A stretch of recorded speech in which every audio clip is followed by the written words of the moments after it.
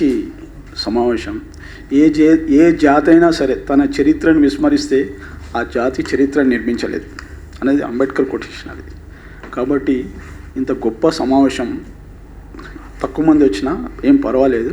ఇటువంటి సమావేశం ఆర్గనైజ్ చేసినందుకు మిత్రుడు నిరంజన్ని, అట్లే ఇందులో భాగస్వామి అయిన సంఘశెట్టిని నేను అభినందిస్తున్నాను.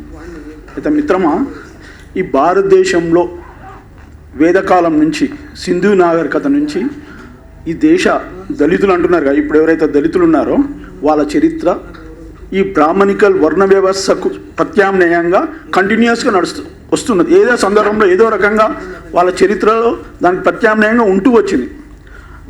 బుద్ధుని కాలాన్ని చూస్తే మనము జాతక కథలలో వాళ్ళ కథలు ఉన్నాయి దళితుల పట్ల. అప్పుడు ఒక చండాల భాష కూడా ఉంది. చండాల భాష కూడా ఉందని సంస్కృత సాహిత్య చరిత్ర రాసిన ముదిగంటి సుజాతారెడ్డి గారు ఆ భాష గురించి వాళ్ళకే ప్రత్యేకమైన భాష ఉందని కూడా ఆమె రాశారు. అట్లాగే ఆ తర్వాత వైష్ణవం వచ్చింది. వైష్ణవంలో కూడా 12 మంది ఆళ్వార్లు ఉంటే ఒక ఆళ్వార్లు అంటే వైష్ణవ బ్రాహ్మణులు పూజించే ఆళ్వార్లో ఒక దళితుడు ఉన్నాడు. అట్లాగే వీరశైవంలో తీసుకుంటే తమిళనాడులో నందనార్, ఆయన దళితుడు, పంచముడు అనుకుంటా.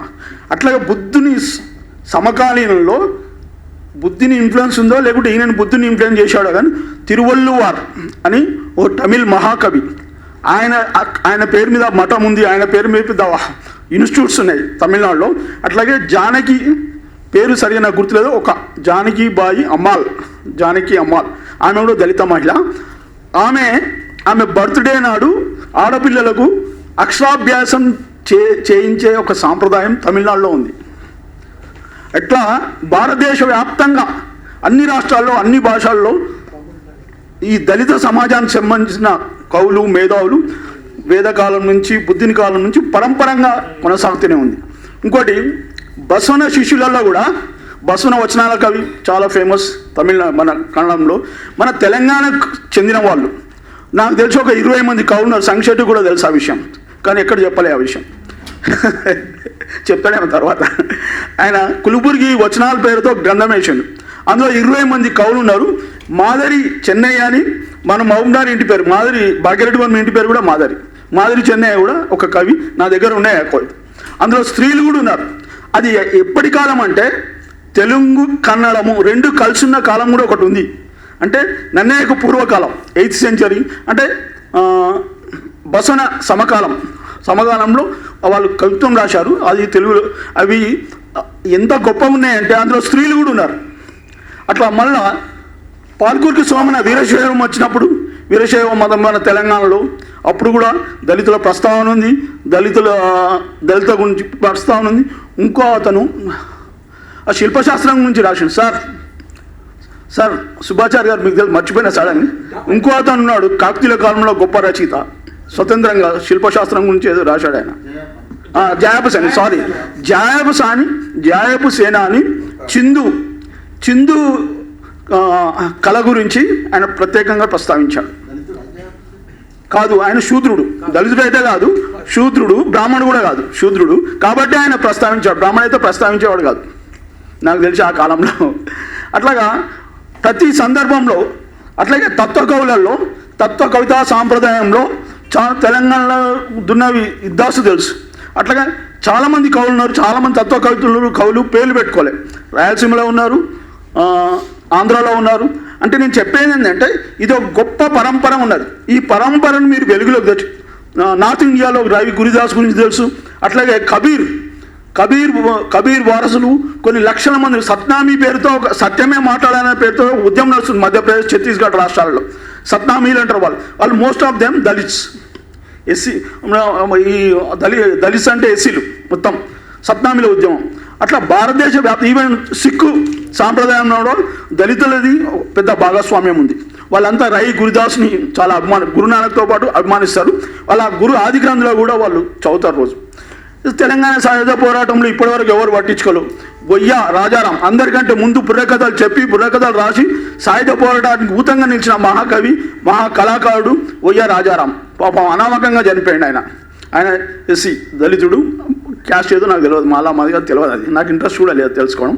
కానీ ఆయన మన జనగామ ప్రాంతం అతను ప్రతి ఉద్యమంలో వాళ్ళ భాగస్వామ్యం జాతీయోద్యమం జాతీయ గోల్కొండ కవుల సంఘటన ఎంతమంది 6 ఉన్నది, నలుగురు కవులు ఉన్నారు. ప్రతి సందర్భంలో వాళ్ళ చరిత్ర ఉంది. మీరు ఇప్పటి వరకు ఈ ఎస్టాబ్లిష్మెంట్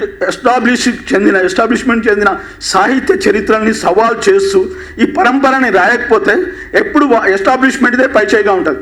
మీరు సవాల్ చేయడం మొదలు పెడితే, క్వశ్చన్ చేయడం మొదలు పెడితే అప్పుడు కానీ మీకు ఈ సమాజంలో సరైన అంటే identity in the sense it's part of self respect. అంటే ఒక ఐడెంటిటీ సాధ్యం కాదు. ఈ బ్రాహ్మణికల్ ఆర్డర్ డీబ్రాహ్మణైజ్ కాకుండా మీరు కొత్త ఆలోచన విధానాన్ని మీరు ప్రచారంలో పెట్టలేరు. ఎంతసేపు మళ్ళీ అదే సాంప్రదాయంలో మేము గొప్పవాళ్ళము, మేము పద్యాలు రాయగలము, మేము ఛందస్సు రాయగలము, గొప్ప పద్యాలు రాయగలము, ఇవే చర్చలు జరుగుతాయి. అది indirectly you are subscribing establishment వ్యవస్థను ఇంకా బలోపేతం చేయడం. అది ఇటువంటి అందుకని ఎస్టాబ్లిష్మెంట్ సవాల్ చేసి ఇప్పటికైనా తెలంగాణ ఉద్యమం గురించి ఎంతకుముందు మన నిరంజన్ ప్రస్తావించాడు. తెలంగాణ ఉద్యమంలో మాకు కథ లేదన్నారు, ఇక్కడ కవిత్వం లేదన్నారు, భావకవిత్వం లేదన్నారు, ఆధునిక కవిత్వం లేదన్నారు. అన్నింటినీ క్వశ్చన్ చేస్తూ పుస్తకాలు తీసుకొచ్చాడు. సంగిశెట్టి దసరం తీసుకొచ్చాడు.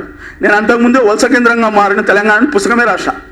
నేను తెలంగాణ ఎట్లా కలనైజ్ అయింది, ఆంధ్ర కలనైజ్ అయిందని పుస్తకం మేము క్వశ్చన్ చేసినాం. చాలా అనేక భాగ్యరెడ్డి వరం మీద 2 పుస్తకాలు తీసుకొచ్చాను. నేను భాగ్యోదయం పేరుతో అనువాదం చేశాను, గౌతమ్ రేషన్. అట్లాగనే వ్యాసాలు ఆయన రాసిన ఉపన్యాసాలన్నీ సంకలనం చేసి అది వరుణ్ దాన్ని ప్రచురించాడు. ఆ భాగ్యోదయం పుస్తకం ప్రేరణతో మాలా అసోసియేషన్, తెలంగాణ మాలా స్టూడెంట్స్ అసోసియేషన్ ఏర్పడ్డారు ఉస్మానియా యూనివర్సిటీలో. ఎందుకు వాళ్ళు తెలంగాణ ఉద్యమం కోసం చాలా సపోర్ట్ చేసి ముగిస్తున్నాయి అయిపోయింది. ఇట్లా నేను ఇంకో విషయం, ఇక్కడ కొంతమందిని పిలవాల్సి ఉండే.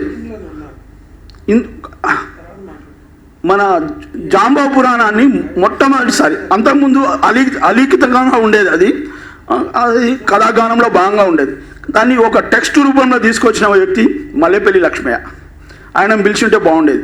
అట్లాగే వరుణ్ అసలు శ్యామ్ సుందర్ అని all India socialist party leader, మన పక్కనే హైదరాబాద్ పక్కనే కర్ణాటక ప్రాంతంలో జరిగింది. ఆయన తెలుగు ఆయన గురించి, ఆయన రచనల గురించి చాలా విస్తారంగా వెలుగులోకి తెచ్చాడు. అట్లాగే ఆయన సమాంతర పేరుతో పత్రిక నడుపుతూ ఇంకో గొప్ప పని ఏం చేశాడంటే, అంబేద్కర్ మన బేగం బజార్లో హాస్టల్ ఉంది, మొజంజాహి ఎస్సీ హాస్టల్ ఉంది. ఆ హాస్టల్ అంబేద్కర్ సందర్శించాడు, గాంధీ గారు సందర్శించారు. ఆ ఫోటోలతో సహా ఆయన సమాంతర పత్రికలో వ్యాసాలు రాశాడు. ఇంకోటి, ఇప్పుడు విమానం లాంటి పుస్తకం కూడా ఆయన ఒక ప్రయత్నం చేశాడు. సంగిశెట్టి ఇంకా ఇందులో చాలామంది, ఆ పుస్తకం నా దగ్గర ఉంది కానీ ఇంకా కొత్త వ్యక్తులను తీసుకొచ్చాడు ఇందులోంచి, అది కూడా మంచి ప్రయత్నం.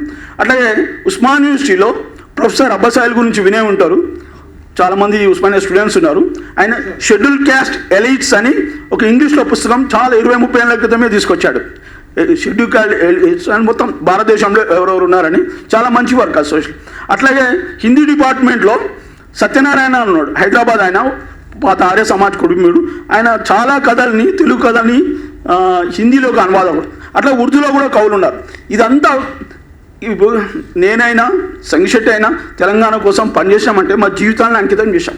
మా యవ్వన కాలం నుంచి అదే ధ్యాసగా, అదే మా ఇంట్లో పెద్ద లైబ్రరీలు తయారైనాయి, పుస్తకాలు కొని తెలంగాణను తెలుసుకోవాలని. ఆయన అట్లా డెడికేట్ అయి పనిచేస్తే, మీ జీవితాలను డెడికేట్ అయి పనిచేస్తే తప్ప మీరు కొత్త సమాజాన్ని నిర్మించలేరు, కొత్త చరిత్రను కూడా నిర్మించలేరు.